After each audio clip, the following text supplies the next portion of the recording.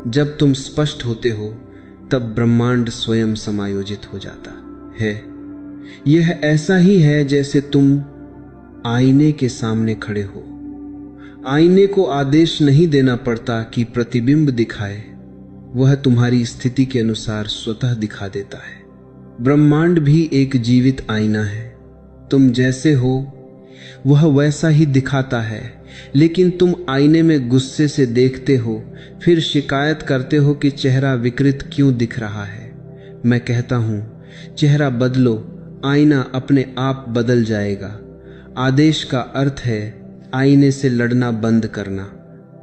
आदेश का अर्थ है अपने भीतर की अवस्था को शुद्ध करना। अब यह समझना बहुत आवश्यक है कि आदेश अहंकार नहीं है। अहंकार भी कहता है मैं कर सकता हूं, मैं कर दूंगा, लेकिन अहंकार में संघर्ष है, तनाव है, तुलना है। आदेश में कोई संघर्ष नहीं होता। आदेश में सहजता होती है। आदेश उस बच्चे की तरह है जो जानता है कि माँ खाना देगी, इसीलिए वह न तो माँ से सौदेबाजी करता है, न धमकी देता है, न भीख मांगता है। वह निश्चिंत है, और यह निश्चिंतता ही आदेश है। तुम जब भीतर से निश्चिंत होते हो तब तुम्हारे जीवन में चीजें अपने आप जगह बनाने लगती हैं।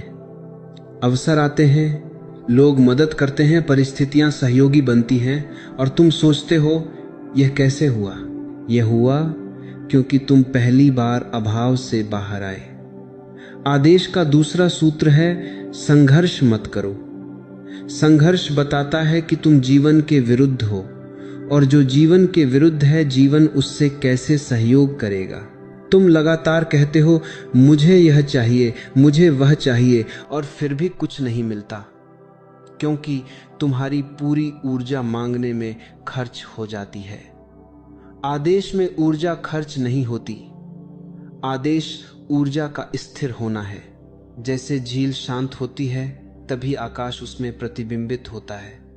यदि झील हिल रही हो तो आकाश भी टूट फूट कर दिखेगा। तुम्हारा मन जितना शांत, तुम्हारा आदेश उतना स्पष्ट। इसलिए मैं तुम्हें कोई वाक्य नहीं दे रहा हूं, कोई मंत्र नहीं दे रहा, क्योंकि मंत्र भी तब तक काम नहीं करता जब तक तुम्हारी अवस्था तैयार न हो। तुम 1000 बार कह सकते हो मैं शक्तिशाली हूं, लेकिन यदि भीतर डर बैठा है तो हर बार तुम डर को ही मजबूत कर रहे हो। इसलिए आदेश देने से पहले भीतर से देखो, क्या तुम सच में उस बात के लिए तैयार हो।